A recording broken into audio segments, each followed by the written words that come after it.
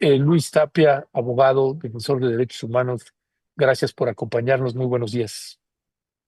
Ernesto, ¿qué tal? Gracias por invitarme para conversar de la reforma judicial. Ya se acerca la elección, cada vez faltan menos días y bueno, agradecer el trabajo que vienes haciendo muy puntual y cercano al proceso y obviamente en el caso de César Gutiérrez Priego de sacar sus propios dichos para que las personas estén enteradas según su propia descripción del tipo de candidato que se está presentando a la Suprema Corte, pero no solamente, creo que hay que observar otras perfiles también que se están presentando.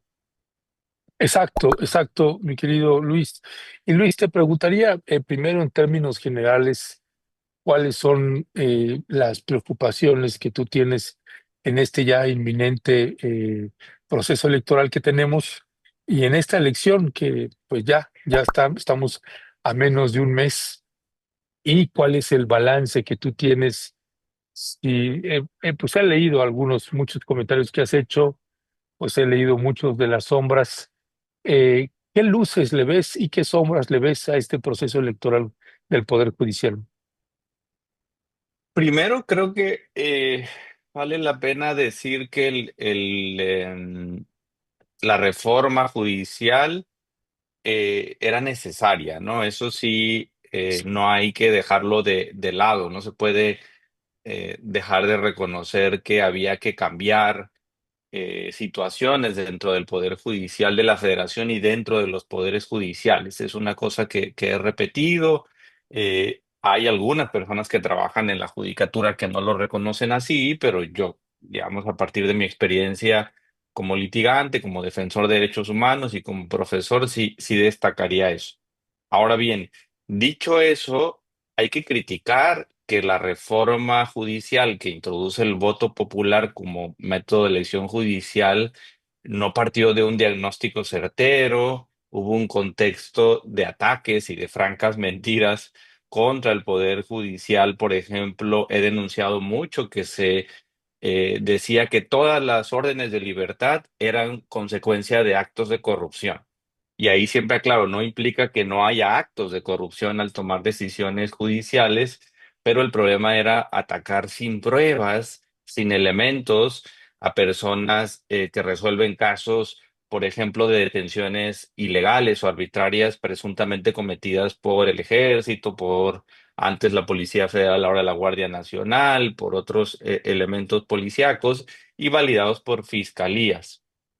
Creo que ese contexto hay que tenerlo en cuenta. Hay una reforma que cambia nada más al Poder Judicial y se olvida de las fiscalías y ahora los políticos que impulsaron la reforma judicial se lavan las manos diciendo, ahí viene la reforma a las fiscalías, pronto va a llegar y vamos también a reformar a las defensorías públicas, lo dicen y se siguen con este proceso que me parece problemático porque o sea, yo pienso sobre todo en el sistema penal porque eso es lo que más tengo experiencia, pero las personas en mayor situación de vulnerabilidad terminan siendo las más afectadas por un sistema penal que funcione mal, que privilegie la cárcel, que no libere a nadie, que le dé demasiadas ventajas a la fiscalía, que consienta a las policías, que trate bien a los militares. Las personas que menos tienen son las que terminan pagando esas consecuencias. Los sistemas penales del mundo, no es que México sea una excepción, los sistemas penales del mundo son así, son racistas, son clasistas y parece que eso se olvida. Me preocupa en gran manera que los nuevos jueces y juezas o los que se quedaron tengan la idea de que no hay que liberar a nadie como método para quedarse en el puesto o para favorecer al poder político e incluso a las personas votantes, ¿no? Que solemos ser punitivistas. Yo cuando estoy hablando, dando clase o en espacios, siempre les pregunto a las personas, ¿qué harían si ven un video de alguien golpeando a un perrito o a una persona de tercera edad? ¿Qué pena creen que sea la adecuada? Y todo el mundo responde desde pena de muerte hasta cadena perpetua. No, o sea, somos punitivistas, esas son las reacciones que tenemos y por eso necesitamos de un sistema penal más controlado. Ahora, Mm, me, m- m- de las luces siempre me cuesta trabajo, pero reconozco al menos dos cosas. Uno, una discusión más abierta de estos temas. No creo que organizada, no creo que a veces con toda la información necesaria, me parece que hay mucha manipulación, pero sí veo una mayor discusión sobre estos asuntos de la justicia que tienen que ser tarea de todos y no solo de abogados. Yo veo a muchos abogados hablando de estos temas de que tienen que ser más fácil de entender para el público, pero a la hora de los trancazos nadie les entiende o nadie nos entiende. O sea, mm, son unos temas reservados para un grupo muy pequeño y que creo que tienen que ser tarea de todos, ¿no? El acceso a la justicia es para todas las personas y no solo para quienes tienen muchos doctorados. Ahí la parte que me preocupa es que se confunda la socialización del derecho con ir a decir francas mentiras y ser abogados malos y querer manipular y engañar a la gente. Creo que hay que distinguir muy bien eso. Lo otro que creo que era importante reconocer es que el sistema de responsabilidades de jueces no estaba funcionando. No funcionaba ni para quienes presentábamos quejas, ni funcionaba para los propios jueces. Era un sistema malo que necesitaba ser reformado. Ahora me preocupa la medicina. No sé si el Tribunal de Disciplina Judicial va a ser peor que lo que se tenía, pero ciertamente va a tener mucho poder y casi como que lo estamos dejando de lado por momentos. El Tribunal de Disciplina Judicial, que es un tribunal de nueva creación, que va a tener el poder de destituir a jueces y a juezas y que va a evaluar a quienes nunca han trabajado en el Poder Judicial, va a tener una importancia fundamental. Sus decisiones no podrán ser apeladas ni siquiera ante la nueva Suprema Corte. Entonces hay que tener en cuenta también ese otro tribunal. Eso te diría de inicio, ¿no? Como un pantallazo general. ya, gracias, gracias Luis. Déjame, también para la gente, alguien preguntaba, Diego Guzmán, ¿quién es Luis Eliu Tapia? Y nada más le comento, bueno, además de que ahorita pusimos a un lado la imagen de su propia descripción en Twitter, que es la que está usted viendo en pantalla, pues también ha sido profesor externo de la Escuela Federal de Formación Judicial. También ha dado clases de acceso a justicia, a la justicia, reparaciones y otras clases relacionadas con obligaciones judiciales en materia de desaparición forzada. También es profesor de amparo penal en la maestría de Derecho Constitucional y amparo en la Ibero Torreón.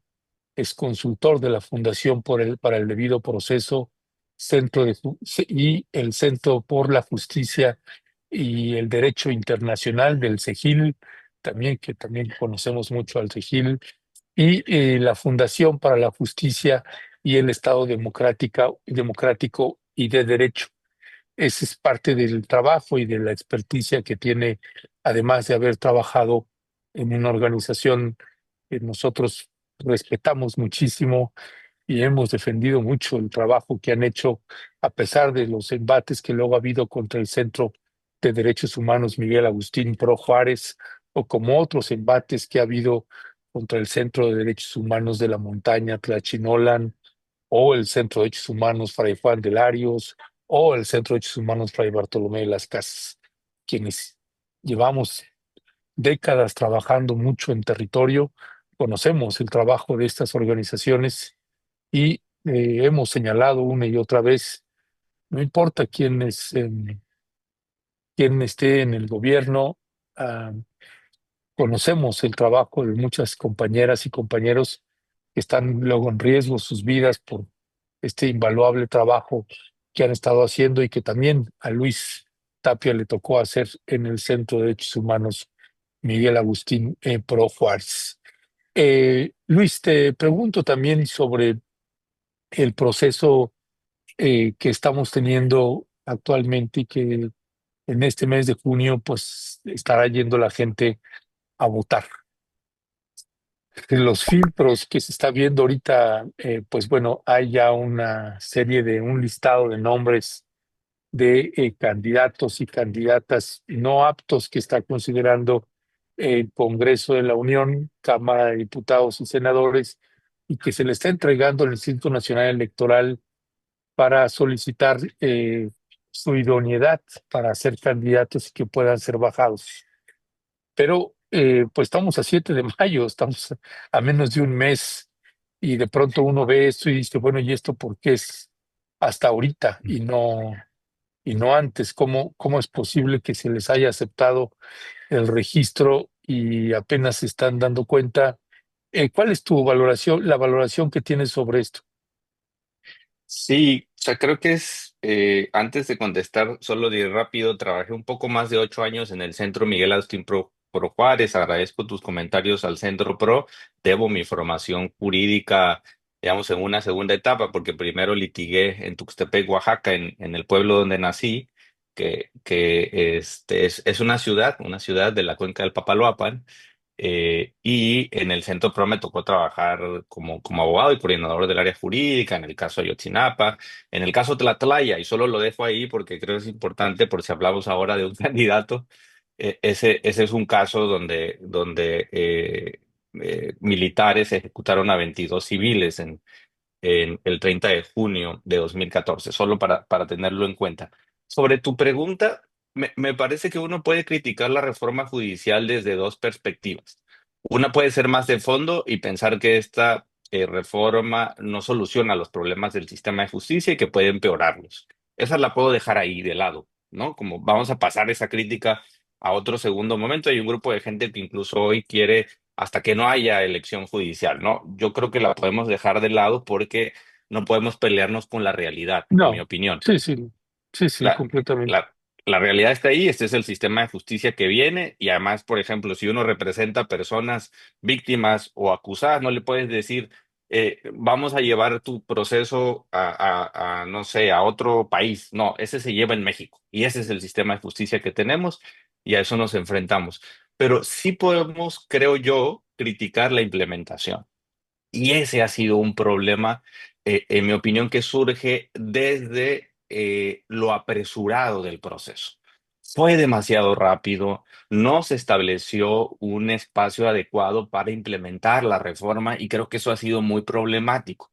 Entró en vigor, o sea, se publicó en el Diario Oficial de la Federación el 15 de septiembre del 24 y el día siguiente empezó el proceso extraordinario de elección judicial y creo que ahí eso empezó a fallar mucho.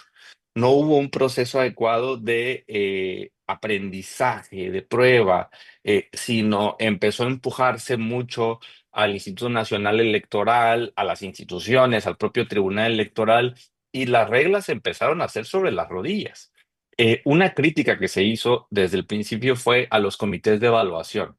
No se dijo siquiera que deberían ser independientes, como las reglas para conformar los comités de evaluación, que son un órgano importantísimo, porque son el primer filtro de todas las personas que se pueden presentar para ser candidatas. Y tiene un doble filtro el comité de evaluación. Uno es revisar criterios de elegibilidad, el checklist, que la persona tenga más de 8 de promedio, que presente sus 5 cartas de referencia, que saque 9 de promedio en ciertas materias, que tenga ciertos años de experiencia que solo aplica para la Suprema Corte y para los tribunales colegiados, no para juzgados de distrito. Ahí no hay ni edad mínima ni experiencia requerida. Ese es uno. Pero había uno segundo que es idoneidad, que eso está en la Constitución y que es trabajo de los comités de evaluación. Lo que estamos viendo hoy en día es que ese proceso falló. No se hizo bien la revisión de idoneidad. Los comités de evaluación fallaron. Hay que destacar que el Comité de Evaluación del Poder Judicial no terminó su trabajo. Acatando una suspensión de un juez de amparo, decidió no continuar el trabajo. Después eh, terminaron por renunciar cuando el Tribunal Electoral decidió que iba a terminar el trabajo del Senado. Y sin hacer el análisis de idoneidad, se pasó una lista de personas a la tómbola, directo. Y de ahí nos salió, por ejemplo, Marisela Morales. Marisela Morales no fue calificada idónea por ningún comité. Ella, digamos, en una carambola terminó en una tómbola y la suerte terminó por beneficiar pues, a un perfil que es evidentemente impresentable y que está en este momento en la boleta electoral. Me parece que ahora se tiene que resolver ese problema. Yo estaba revisando que el INE se perfila a permitir que estas personas aparezcan en la boleta, perfiles que presuntamente estarían involucrados con el narcotráfico, que tendrían algunas otras quejas y que después de la elección se podría impugnar su posible elección, ¿no? Si terminan siendo beneficiadas por el voto popular y entonces apartarlas de la posibilidad de que asuman el cargo, digamos. Parece que ese puede ser el proceso, pero en todo caso se reconoce inicialmente que los comités de evaluación fallaron y que eso tiene que cambiar. O sea, es evidente que, por ejemplo, se necesita un sistema de evaluación igual, uniformado. O sea, no puede ser que cada quien ande inventando cuál va a ser el método para revisar posibles quejas contra estas personas candidatas, porque una de las promesas de la elección judicial es que se va a erradicar la corrupción del poder judicial, la posibilidad de que el narcotráfico, incluso el poder económico tenga influencia, y eso en principio está fallando, ¿no? Ya, gracias, gracias, Luis. Luis, a propósito de esto de en el aquí y el ahora, ¿no? Bueno, nada más añado un comentario. El día de mañana vamos a tener una entrevista donde vamos a abordar esta declaración que hizo una consejera del Instituto Nacional Electoral, que es a lo que se está refiriendo ahorita Luis, una consejera que dijo que no, pues que no, el INE no cancelaría ninguna candidatura. Pues parece ser que hay otros consejeros y consejeras que no piensan así. Mm. Y así que el día de mañana estaremos abordando también en términos de pues las reglas electorales, tanto del INE como el papel que tendría que tener el Tribunal Electoral en este caso, en el caso de la anulación de algunas candidaturas por falta de idoneidad, pues mañana lo estaremos abordando también a profundidad este tema. Regresando un poco al asunto de las candidaturas, veíamos pues esta candidatura de Marisela Morales y esta otra que pues hemos hecho la denuncia preocupados porque un personaje como César Gutiérrez Priego pueda ser ministro de la Suprema Corte de Justicia. Luis, tú has hecho también un seguimiento muy detallado.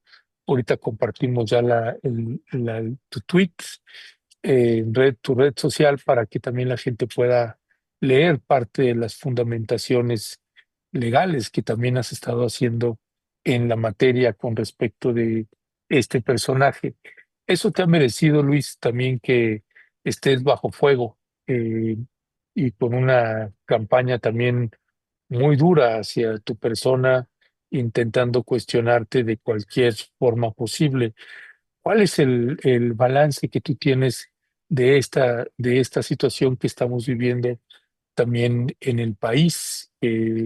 Pues también, claro, que genera mucha preocupación. En un hilo que publiqué, señalaba yo, bueno, antes se decía Televisa pone presidentes, ahora decimos Mm. los influencers pueden poner ministros de la Suprema Corte y no cualquier ministro, sino de un calado de gente muy vinculada en la defensa, pues, de efectivos militares que participaron en la guerra sucia, en desapariciones, en ejecuciones extrajudiciales, en tortura, y no solamente eso, sino también más allá o mucho después de la guerra sucia, también en la desaparición de personas, en ejecuciones extrajudiciales, como el caso Tlatlaya y otros casos más. ¿Qué decía al respecto, Luis? Primero diría que el candidato César Gutiérrez Priego es una persona, un abogado que ha sido asociado con la justificación de comisiones de graves violaciones a derechos humanos cometidas por el ejército. Yo me puse a revisar en mi propia red social de Twitter la primera vez que lo mencioné y me di cuenta que eso iba hasta el año de 2018. un debate donde él estaba defendiendo justamente la militarización de la seguridad en un programa de debate con Ernesto López Portillo. Entonces, él es una persona que ha estado asociada, por ejemplo, con la defensa de los sentenciados, porque hay que decir no acusados, sentenciados del caso Tlatlaya, o sea, las personas que participaron en la ejecución arbitraria de entre 12 y 15 personas en ese evento. Todas las personas tenemos derecho a tener un abogado y los abogados, dice el derecho internacional, no deben ser asociados con las causas que defienden. Ahora bien, el problema para mí empieza a surgir cuando se reivindica lo que el acusado hace. Creo que ese es el problema que yo por ahí empezaría a criticar a este candidato, a César Gutiérrez Priego, de no solo reivindicar, sino presumir lo que hace tu propio defendido. Y eso ha hecho, especialmente en el caso de su papá, de Gutiérrez Rebollo, al reivindicar y presumir, pese que ahora en sus últimas entrevistas lo quiere cambiar y quiere decir, no, lo que pasa es que yo era muy sincero y no quería ocultar que mi papá era de cierta naturaleza. No, o sea, sus primeras entrevistas donde habla del tema, lo presume que cometía tortura, presume incluso que el general Gutiérrez Rebollo tuvo a un detenido, sin importar quién sea ese detenido, porque parece que eso luego es el tema de la justificación, lo tuvo meses. Dice que lo tuvo días, luego dijo que semanas, luego que meses detenido, lo cual me parece bastante problemático. Y en otra declaración donde habla de un libro que no termina por publicar, presume además que su papá, el general Gutiérrez Rebollo, privaba de la vida a 10 personas por cada soldado que le mataran, ¿no? También normalizando las ejecuciones arbitrarias. Y hay que ser claro, no estoy diciendo que es responsable de los crímenes que hubiera cometido su papá, sino más bien de hacer alarde de esos crímenes. Ahora bien, otra cosa que me preocupa mucho es esta apelación constante que hace hacia las Fuerzas Armadas. Le preguntan, ¿eres el candidato de las Fuerzas Armadas? Y él dice, me encantaría ser. O sea, da la impresión de que ni siquiera le hacen tanto caso, pero de hecho como que continuamente está buscando sí ser favorecido. Llegó incluso al grado de sugerir que le movilizaran el voto. En una de sus declaraciones dijo, me parece que han sido muy defenestradas las Fuerzas Armadas, pero son muy importantes el voto de la tropa. Entonces, en realidad, sus mensajes son muy claros de que quiere ser un abogado, un ministro que esté al servicio de las Fuerzas Armadas dentro de la Suprema Corte. En una de sus últimas entrevistas del domingo pasado, además, él decía que si llegan casos de militares acusados a la Suprema Corte, él sería el ministro natural en revisar esos casos y que los demás deberían acercarse a él por dada su expertise en derecho militar. O sea, más bien su expertise es en justificar que se cometan graves violaciones a derechos humanos, ejecuciones, tortura, desapariciones forzadas, y eso, digamos, es una cosa que uno puede revisar con entrevistas, con videos, ¿no? No, digamos, no hay que hacer una investigación oculta, difícil, porque a veces se dicen, andan buscando como alguna cosa con jiribilla. Yo creo que su peor enemigo es él, mediante sus declaraciones y las confesiones que ha hecho de manera continua. Me preocupa mucho también su capacidad como abogado. Esa creo que es una cosa que poco se ha destacado. Uno revisa sus declaraciones y comete unos errores, digamos, de principio, diciendo que la Corte Interamericana de Derechos Humanos debería investigar y juzgar a Ernesto Zedillo. A Ernesto Zedillo lo tiene que investigar la Fiscalía General de la República, en todo caso. Tiene que iniciar una investigación y tiene que presentar un caso ante los jueces, ¿no? O sea, y si se piensa en el derecho internacional, pues se podría presentar una petición ante el fiscal de la Corte Penal Internacional. Pero esas son cosas que debería saber un abogado que aspira a ser ministro de la Suprema Corte y que creo que es una cosa muy, muy básica. Se refiere él mucho Gutiérrez Priego a una decisión de la Corte Interamericana de Derechos Humanos, el caso Radilla Pacheco, que ordenó que todas las personas, los militares que hubieran participado en violaciones a derechos humanos, sean juzgados por el fuero ordinario, por el fuero civil, pero nunca reconoce que de hecho el Estado mexicano se ha negado a cumplir esa sentencia de forma completa, porque ahí la Corte ordenó a México que cuando un militar comete una violación a derechos humanos contra otro militar, eso también tiene que ser investigado por el fuero civil, eso se tiene que extraer del fuero ordinario. Y nada más quiero recordar que hay acusaciones contra militares de haber cometido, por ejemplo, violaciones sexuales contra propios militares, contra mujeres de la Marina. Eso es información que se conoce, que es pública, y esos casos son investigados en el fuero militar, y estos tendrían que ser investigados en el fuero ordinario. Solo por decir algunas cosas que no reconoce y que debería perfectamente conocer una persona que es abogada y que además se dice experta en derecho militar. Yo, digamos, lo último que diría en este comentario es que de manera constante reivindica el candidato Gutiérrez Priego la inocencia de su papá, de Gutiérrez Rebollo, y dice que va a presentar las pruebas. Y esas pruebas, pues, no las vemos. ¿Dónde están? ¿Dónde se pueden evaluar? ¿Dónde puso los expedientes? ¿Dónde está el libro al que se ha referido que existe? Creo que las personas tenemos derecho a poder cuestionar sus dichos, no repetir constantemente eso sin presentar la evidencia. Sí, y hay por ejemplo, las declaraciones que ha hecho en reiteradas entrevistas es que él ha defendido a más de 1,000 militares.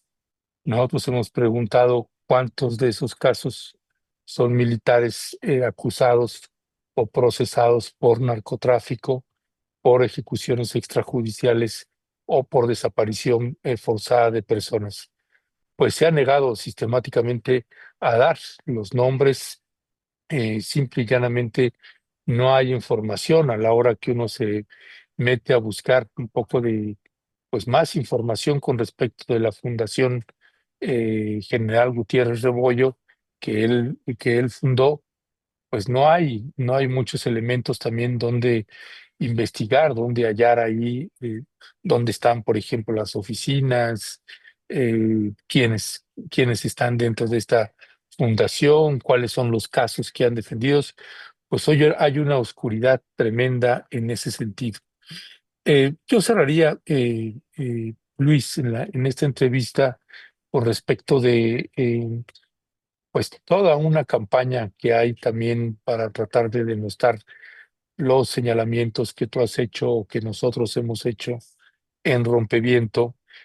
Y desde la primera publicación que nosotros hicimos, decíamos, es que nosotros estamos publicando lo que él dice, este, no lo que otros decimos, sino los propios dichos de Gutiérrez Priego. Y en el caso de esta campaña, que nos hemos documentado también con expertos y expertas en materia de las leyes electorales, pues hay ya una larga lista de posibles violaciones al debido proceso en materia electoral. ¿Cuál sería tu reflexión final también frente a estos embates, a estos ataques? Porque además vemos, ¿no? En tu caso, dicen, no, es que Luis Eliu Tapia, él trabajó en esta organización del Centro PRO y le llamó mentiroso al presidente Andrés Manuel López Obrador. Aquí me refiero de otro de los influencers que ha estado defendiendo mucho a Gutiérrez Priego, que es Luis Guillermo Hernández. ¿Qué decir al respecto de este y otra serie de ataques que ha habido en tu contra, Luis? Sí, o sea, me parece que primero hay que tener claro que la candidatura de César Gutiérrez Priego surge porque se lo propone Manuel Pedrero y eso lo dijo Gutiérrez Priego, ¿no? Digamos, se lo dijo a Poncho, ¿no? Este periodista le pregunta cómo decidiste ser candidato, dice, bueno, salió en broma en una entrevista con Manuel Pedrero, me preguntó y así empecé, ¿no? Hay que tenerlo claro porque eso lo dijo Gutiérrez Priego, eso no es una cosa que uno hay que encontrar un audio, una cosa difícil, es así. Y a partir de eso, en un evento también en la Feria del Libro de la Ciudad de México, igual le empezaron a gritar ministro, ministro, un grupo de personas que trabajan en redes sociales, porque no solamente es YouTube, también tienen mucha influencia en Facebook, en TikTok, en Twitter, ¿no? Digamos, trabajan en Instagram. diferentes, en Instagram, mueven varias redes sociales y yo calculo que si uno pone todas las redes sociales, pueden ser 10 millones fácilmente de usuarios, suscriptores. Pensando además que creo que YouTube genera mucho más involucramiento del público por las diferentes herramientas que tiene. Ahora bien, frente a los señalamientos, uno que tú muy articuladamente hiciste con el hilo en Twitter y después mediante el video que hiciste en tu programa en YouTube, El Candidato Siniestro, me parece que se llama, con videos donde simplemente él habla, la reacción ha sido descalificar a las personas directamente, decir que o es la derecha o es la izquierda buena ondita, no, sin un argumento de fondo más allá de querer buscar que queremos que un candidato progresista no llegue a la Suprema Corte.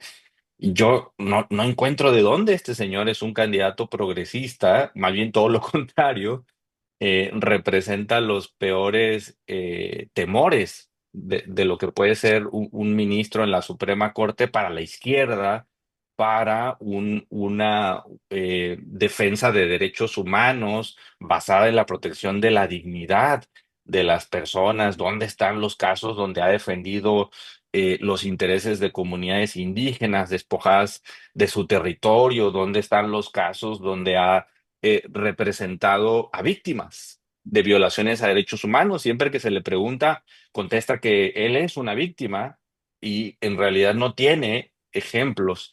Entonces, me parece que la utilización de las redes sociales, de las campañas, sí sincronizadas, porque hay un grupo bien grande de personas organizadas para descalificar a los mensajeros y no directamente los mensajes pueden ser un muy mal signo de lo que viene. Tienen la capacidad, y yo coincido con tu lectura, Ernesto, de que prácticamente es un hecho que van a terminar logrando que Gutiérrez Priego sea ministro de la Suprema Corte mediante estas campañas con unas consecuencias nefastas para el acceso a la justicia de las víctimas en México. No porque no haya elementos, los elementos ahí están, no hay que hacer, digamos, una cosa de profecía, sino nada más hay que revisar cuáles son sus antecedentes, cuáles son sus defensas, cuáles son sus posiciones públicas y de hecho cómo se comporta frente a la crítica. Eso nada más hay que valorarlo, ¿no?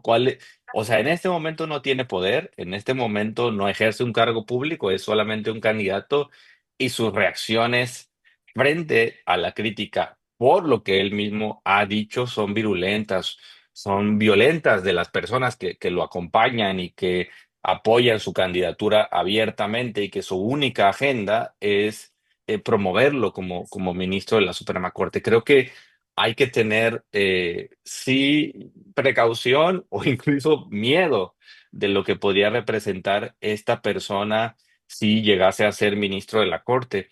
En una entrevista del domingo también escuchaba que ya se asume ministro de la Corte y dice, ya cuando yo reciba los expedientes voy a asegurarme que los ministros salientes no se roben expedientes o no los guarden en cajones. O sea, ya prácticamente piensa que la gente lo ha favorecido con su voto, y yo cerraría diciendo que falta que se pronuncie el INE, falta que el Tribunal Electoral se pronuncie eventualmente, no sé si ahora, pero tal vez después de la elección.